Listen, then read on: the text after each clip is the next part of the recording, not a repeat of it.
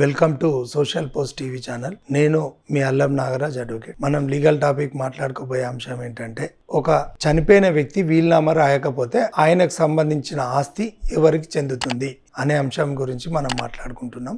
ఒక వ్యక్తి ఆస్తి అతని పేరు పైన ఉన్నటువంటి ఆస్తి అతను చనిపోయిన తర్వాత ఎవరికి చెందుతుంది అంటే, దీనిపైన పూర్తిగా వాళ్లకు ఒక లీగల్ హెయిర్ సర్టిఫికేట్ తీసుకోవడం అనేది కంపల్సరీ అవసరం. లీగల్ హెయిర్ అంటే అతనికి సంబంధించిన వారసులు ఎవరు అనేది కంపల్సరీ. దీన్ని లీగల్ హెయిర్ కోర్టు ద్వారానే తీసుకోవడం జరుగుతుంది. ఇంతకుముందు ఏదైతే డిపెండెంట్ సర్టిఫికేట్ అని ఎంఆర్ఓ ఆఫీస్ లా ఇచ్చేవారు, ఇది మీ సేవ ద్వారా కూడా తీసుకునేది. దీని ద్వారా ఆస్తి వారికి బదలాయించడం అనేది అది జరగదు. అది రిజిస్ట్రేషన్ ఆఫీస్ లో దాన్ని కానీ ఎంఆర్ఓ ఆఫీస్ లో కానీ అగ్రికల్చర్ ల్యాండ్ కానీ వేరే ల్యాండ్స్ కానీ చేయడం జరుగుతలేదు. కాబట్టి ఖచ్చితంగా లీగల్ హెయిర్ అనే సర్టిఫికేట్ ను తీసుకోవడం ద్వారానే ఆయనకున్న ఆస్తిని వారికి వాళ్ళ వారసులకు షేర్ హోల్డర్స్ గా వాటిని అలాట్ చేయడం జరుగుతుంది. కాబట్టి లీగల్ హెయిర్ అనే సర్టిఫికేట్ ను ఇందులో తీసుకొని దాని ద్వారా ఉన్నటువంటి వారసులను ఖచ్చితంగా ఈ లీగల్ హెయిర్ సర్టిఫికేట్ ఆధారంగానే వారిని షేర్ ను అలాట్ చేయడం జరుగుతుంది. లీగల్ హెయిర్ అనేది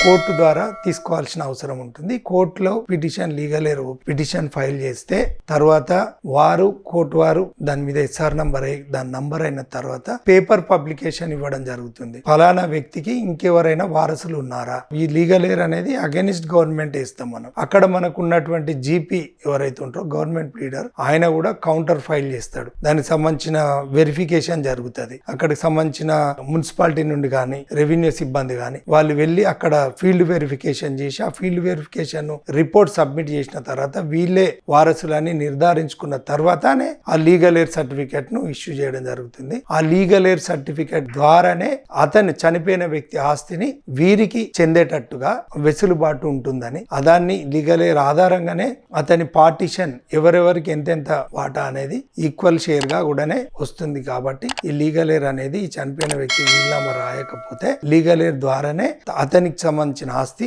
వీరికి చెందుతుంది అని చెప్పేసి మీకు తెలియజేసుకుంటున్నా. ధన్యవాదాలు.